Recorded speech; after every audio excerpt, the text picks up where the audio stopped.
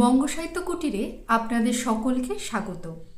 আজ আমি আলোচনা করব তালেব্যস্ব, মূর্ধন্যস্ব এবং দন্তেস্ব এই তিনটির ব্যবহার এবং পার্থক্য। আশা করি আপনাদের কাছে এই ব্যাপারটি আমার বোঝানোর পরে অনেকটাই বোধগম্য হবে এবং আমি চেষ্টা করব জিনিসটিকে যতটা সরলভাবে বোঝানো যায় সেভাবেই বোঝানোর। তাই প্রথম থেকে শেষ পর্যন্ত আমার এই পর্বটি দেখুন এবং আপনাদের মতামত অবশ্যই আমাকে জানাবেন। তাহলে চলুন শুরু করা যাক।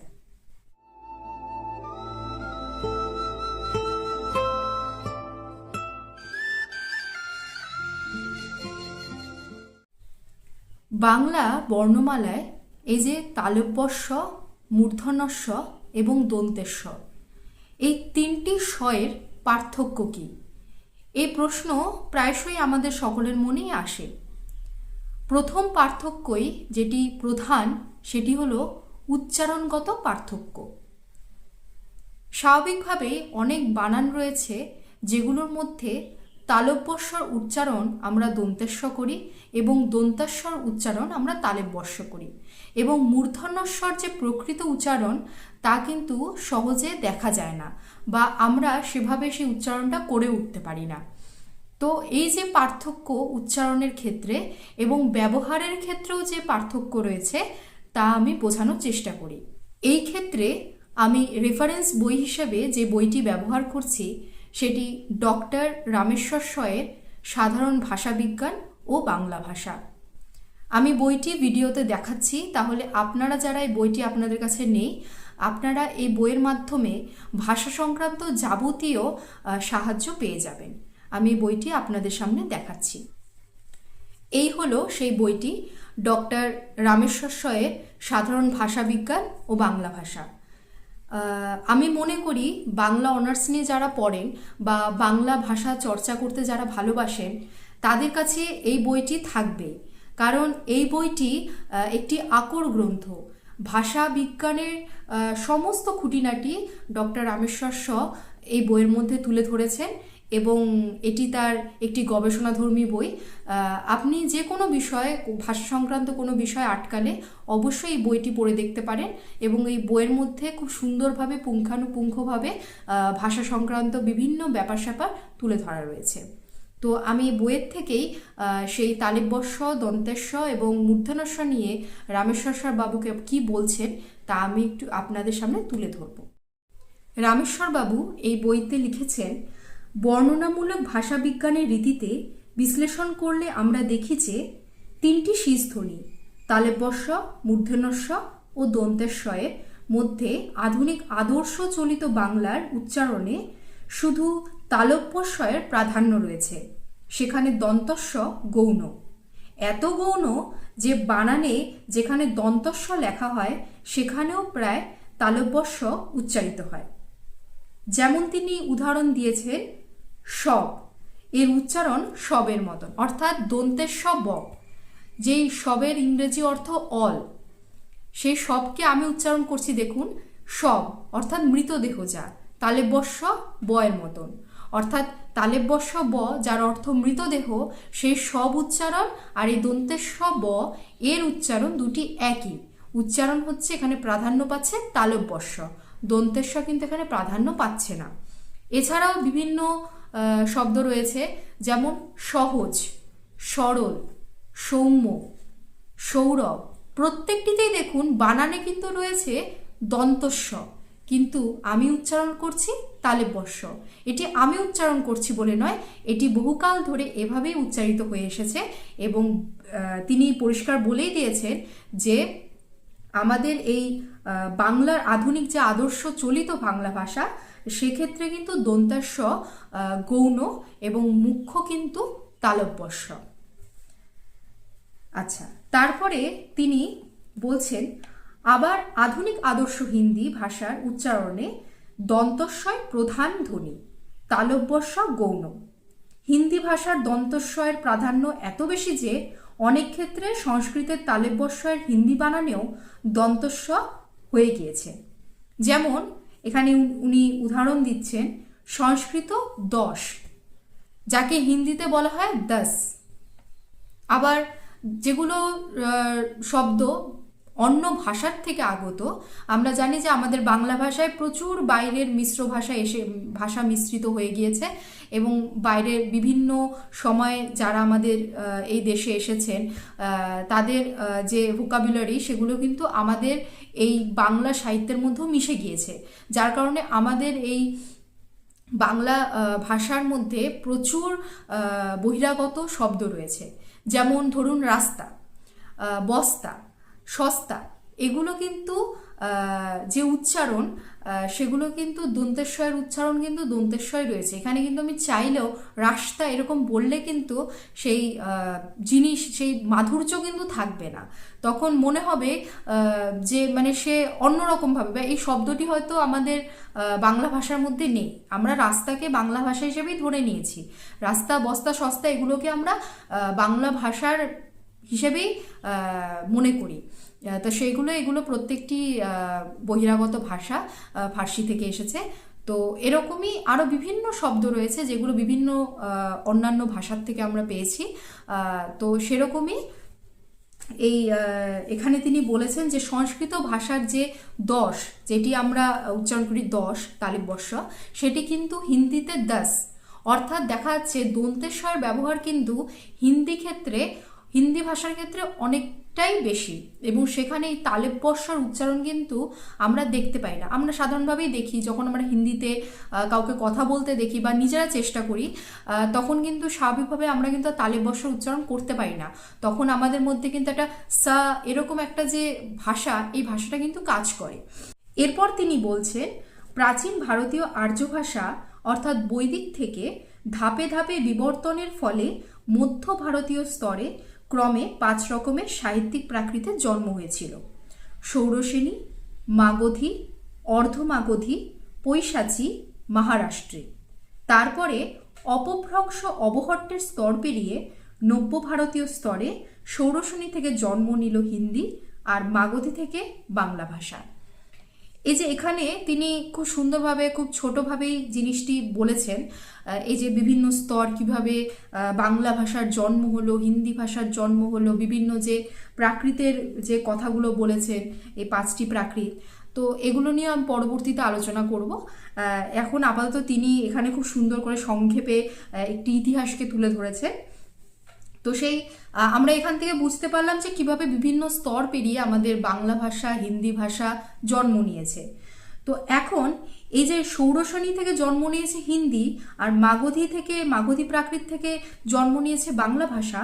তো সেখান থেকে দেখা যাচ্ছে ষৌড়শিনীতে ছিল দন্তস্বয়ের প্রাধান্য, অর্থাৎ হিন্দিতে যে আমরা দন্তেশ্বয়ের প্রাধান্য বেশি দেখি, সেটি কারণ ষৌড়শিনী থেকে হিন্দির জন্ম, এবং হিন্দিতে সেই কারণে দন্তস্বয়ের প্রাধান্য বেশি। এবং মাগধীতে ছিল তালব্যস্বয়ের প্রাধান্য, যার কারণে আমাদের বাংলা ভাষার ক্ষেত্রে আমরা দেখি তালব্যস্বয়ের সবসময় প্রাধান্য বেশি। সুতরাং হিন্দিতে দন্তেশ্বয়ের প্রাধান্য এবং বাংলায় তালব্যস্বয়ের প্রাধান্যের কারণটা যখন ঐতিহাসিক তথ্যের সাহায্যে উত্তরাধিকার সূত্রের মধ্যে পাই, তখন বর্ণনামূলক ভাষাবিজ্ঞানের সাহায্যে প্রাপ্ত আমাদের জ্ঞানটুকু পূর্ণাঙ্গ হয় এবং দৃঢ় ভিত্তির উপরে প্রতিষ্ঠিত হয়। এইভাবে ঐতিহাসিক ভাষাবিজ্ঞান বর্ণনামূলক ভাষাবিজ্ঞানের পরিপূরক হতে পারে। অর্থাৎ এখানে দেখা যাচ্ছে যে এখানে তিনি আরেকটি জিনিসও তুলে ধরেছে, যে ঐতিহাসিক এবং বর্ণনামূলক এই দুটোকে অনেকেই আলাদা ভাবেন, যে ঐতিহাসিক ভাষাবিজ্ঞান এবং বর্ণনামূলক ভাষাবিজ্ঞান অনেকটাই আলাদা।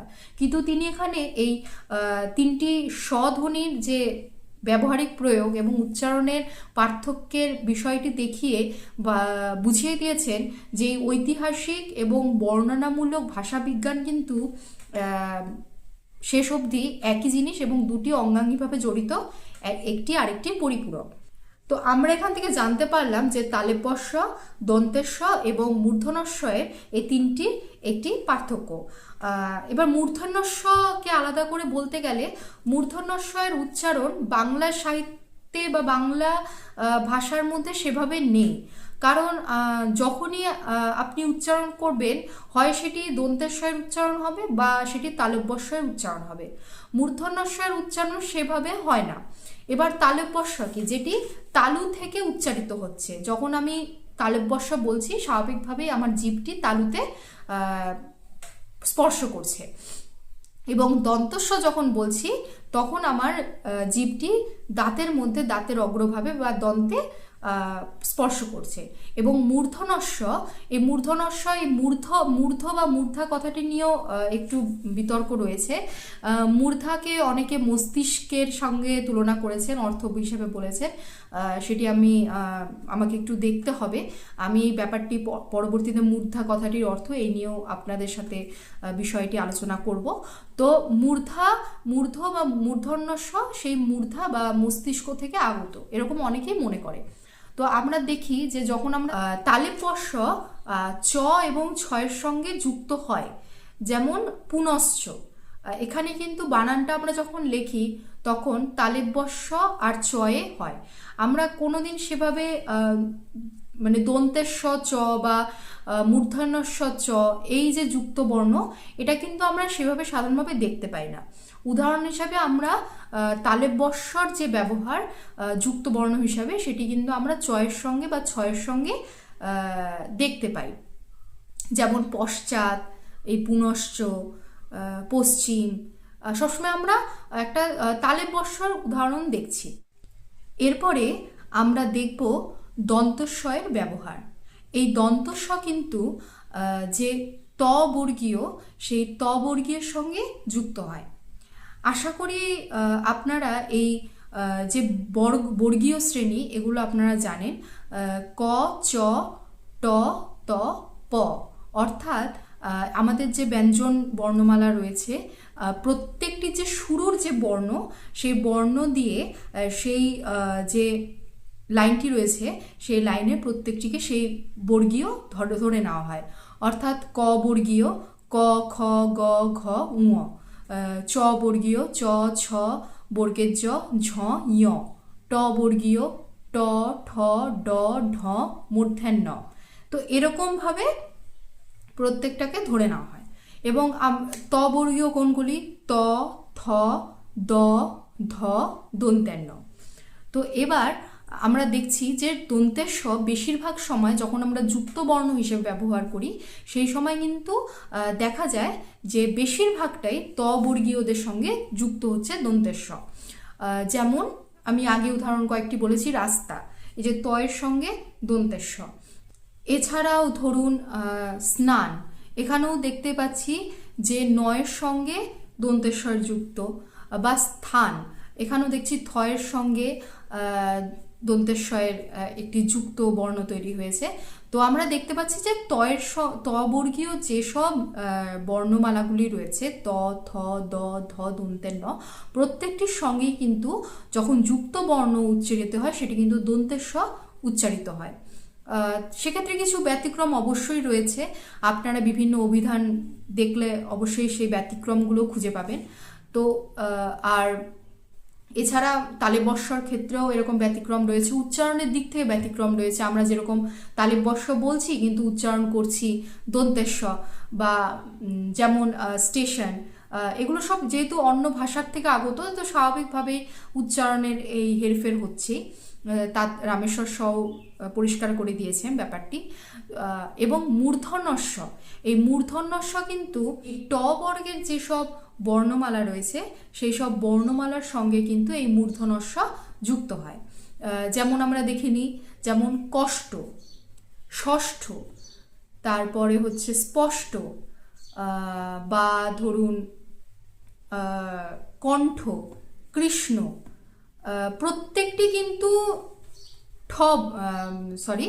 ট বর্গের, ট বর্গীয় শ্রেণী, ট, ঠ, ড, ঢ, মূর্ধন্য। তো আর এখানে যেহেতু আমরা এটাও একটা দেখার বিষয় যে দন্ত্যান্ন অর্থাৎ দন্তেস্ব দন্ত্যান্নর বর্গের অংশেই থাকবে, এটি স্বাভাবিক। আবার মূর্ধন্য যেখানে, সেখানে মূর্ধন্যস্বই ব্যবহৃত হবে। তো এটি কিন্তু এটা দিয়েও আপনারা মনে রাখতে পারেন। আমি দেখেছি এই ব্যাপারটি যে প্রায়শই এরকম বানানের ক্ষেত্রে ভুল হয় যে মূর্ধন্যস্ব এবং দন্তেস্ব কোনটি কোথায় বসবে।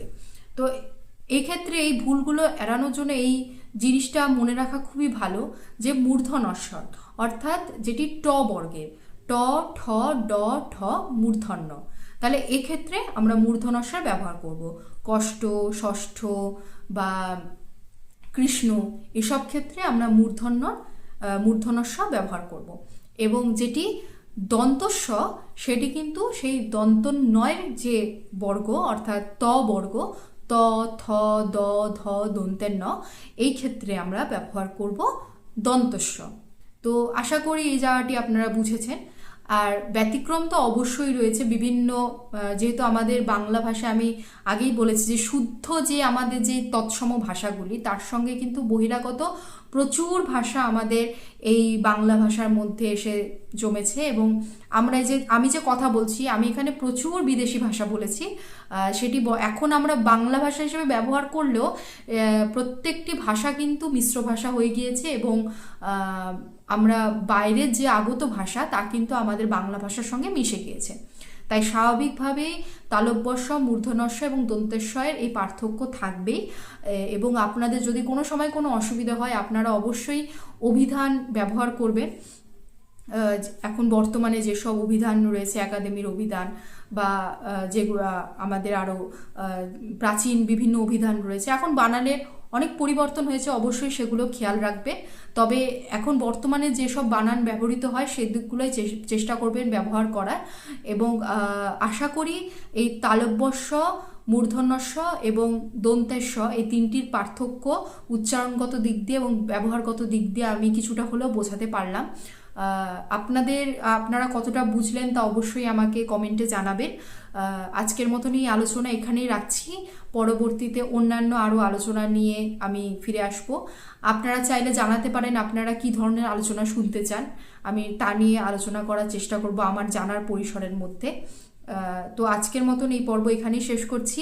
আপনাদের কেমন লাগলো অবশ্যই আমাকে কমেন্টের মাধ্যমে জানাবেন।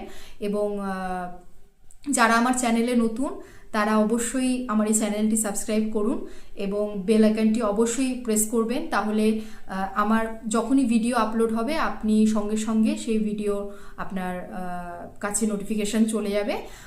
এবং যা আপনারা চাইলে শেয়ারও করতে পারেন, অন্যরাও তাহলে উপকৃত হবে। এখানে আমি শেষ করছি। সকলে ভালো থাকবেন। ধন্যবাদ।